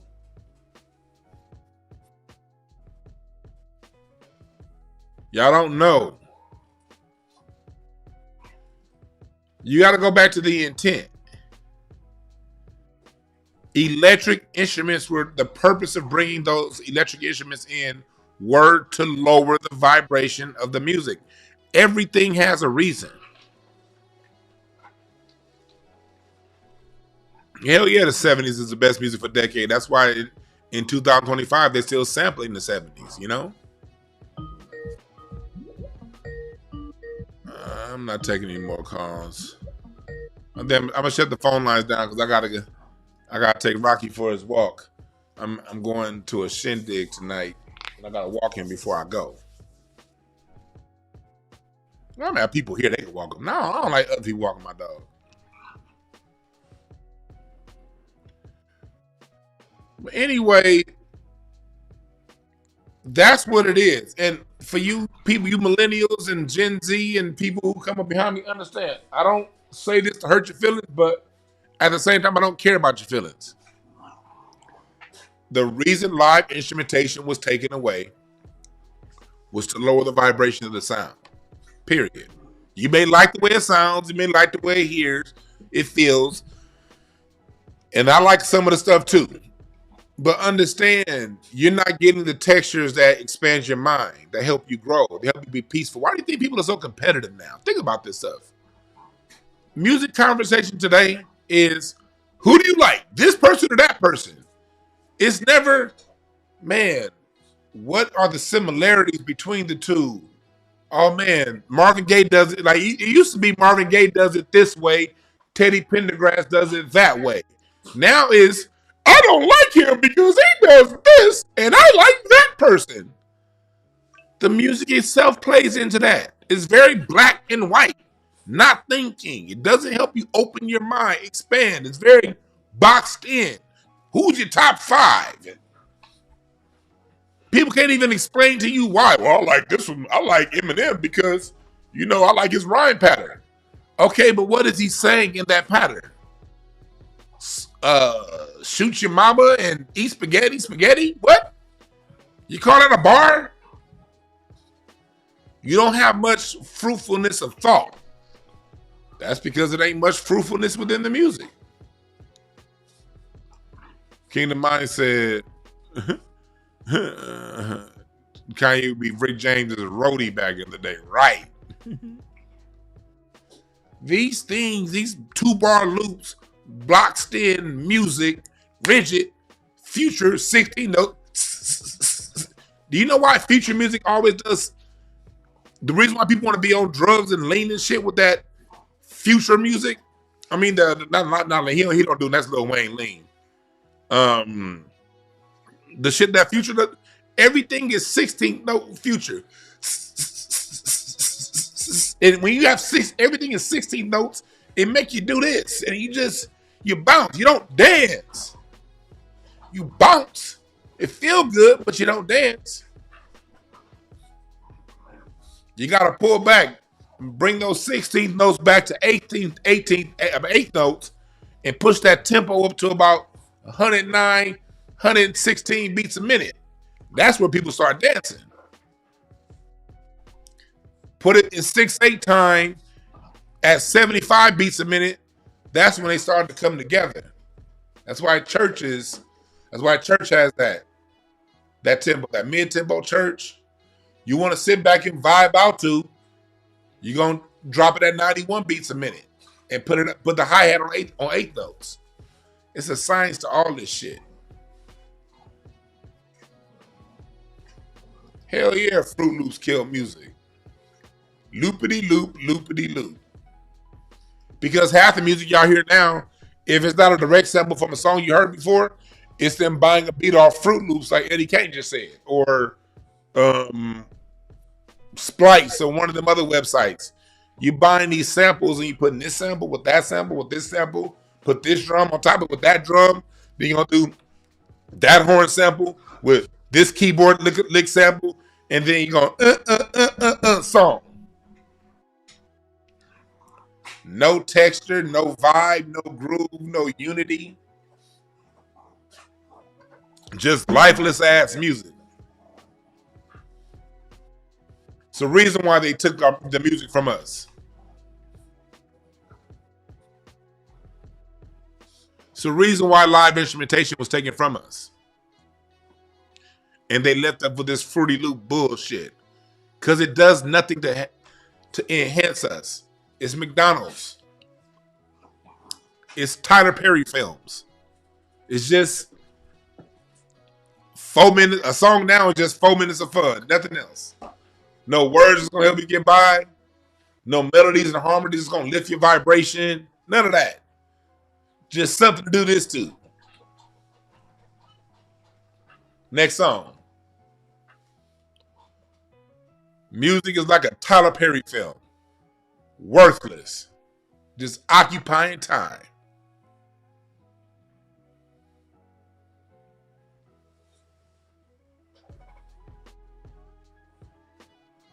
So although you might like it, understand, like I said, I like a Big Mac. But I know if I eat one, it ain't shit. Just is what it is. Be honest with yourself.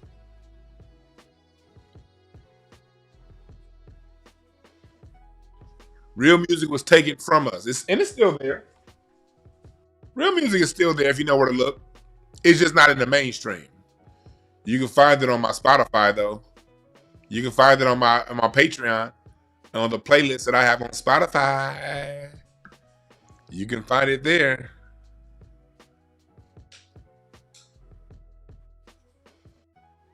All right. It's Kanye Cooning again. Kanye is being Kanye. Kanye is looking to sell clothes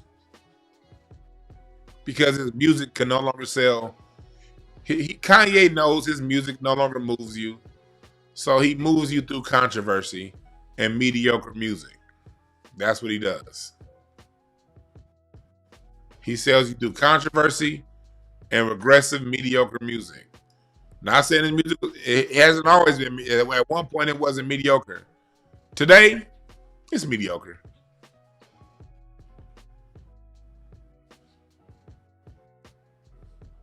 It's mediocre.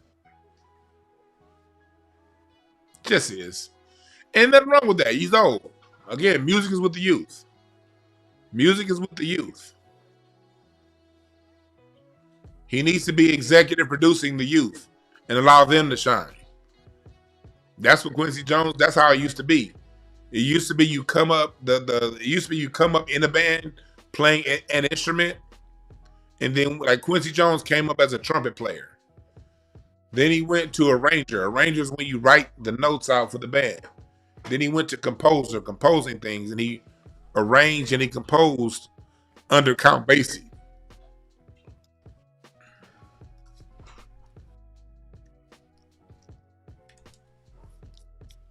He arranged and he composed under Count.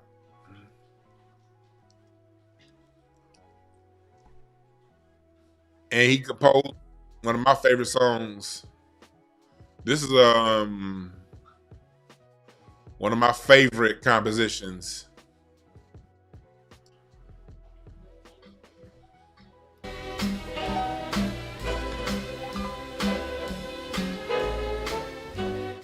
More than the greatest love the world has known.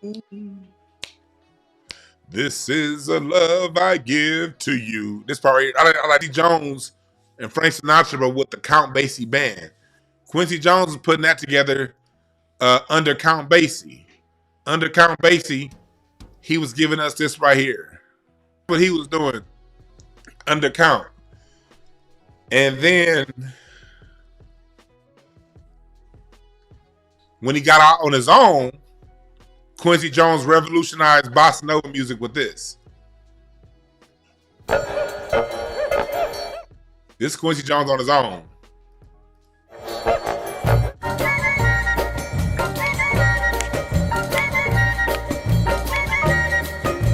You go from trumpet player to composer, arranger under somebody else to your own music like that.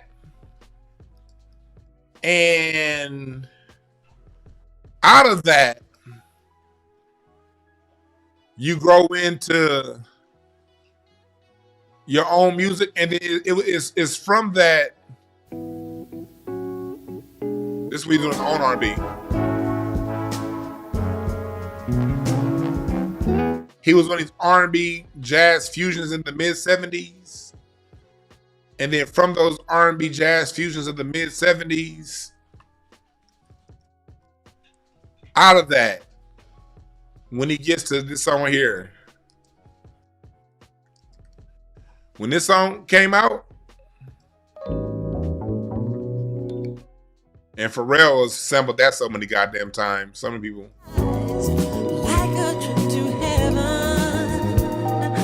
That was Greg Fillinganes, the most recorded keyboardist of all time. Stevie Wonder wrote that song. But when Stevie Wonder wrote that song, it had more of a Latin feel to it. He had more of a Latin energy. Stevie Wonder had more of a Latin energy to that song. And then Greg Fillinganes got that song and reworked it. And then what Quincy Jones did was he came after Greg Fillinganes, the youth, reworked it. He used his ability as a producer to craft it and shape it into a song.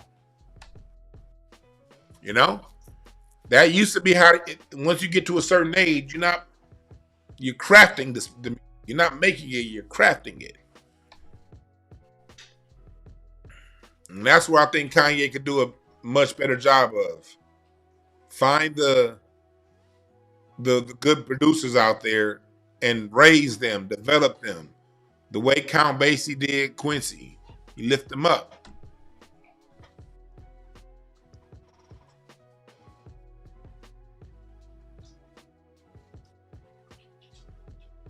All right.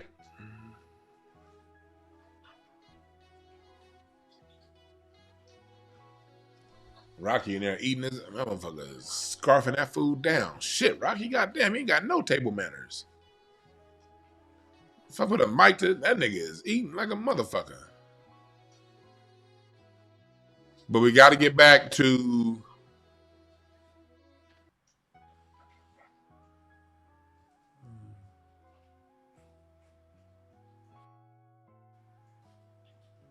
no, bossa nova does not come from Brazil. Bossa nova comes from America. Okay? That's America's interpretation of the Brazilian sound. When Dizzy Gillespie and those guys went down there to Brazil, they heard what was going on and came up with an American version of it, using American instruments, drum set, bass. The drum set, the bass, those aren't Brazilian instruments.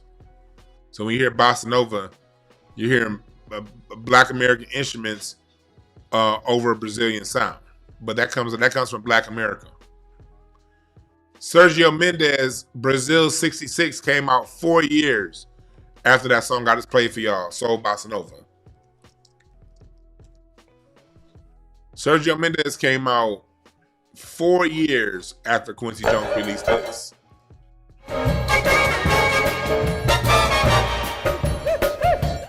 Sergio Mendes wasn't sounding like that until after Quincy did it. All right. We got to take credit for our creations, Black America. But before we take credit for it, we got to know we created it, right? That's what I'm here for. I'm never going to lie to you. You can get the hoodie right now at DewanB.com. Get the hoodie right now, DewanB.com.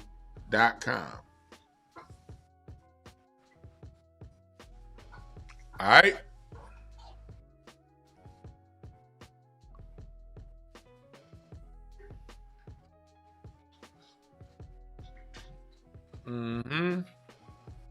Thank y'all again for listening. Kanye, humble yourself. And we're going to do our reading show tomorrow before the Super Bowl. We're going to do some readings, all right? Thank y'all again for listening. My name is Dewan. Oh, yeah, Cincinnati. I didn't take up anything about Cincinnati. We'll talk about Cincinnati later. We'll be here for 2 hours. I'm going to change the title. Long story short, some Nazis tried to march in Cincinnati, and niggas took them out. And the police was there to help. Niggas still got them motherfuckers off the bridge. So, salute to Cincinnati. Salute to Cincinnati for standing up to them Nazis, all right? Thank y'all again for listening. We out.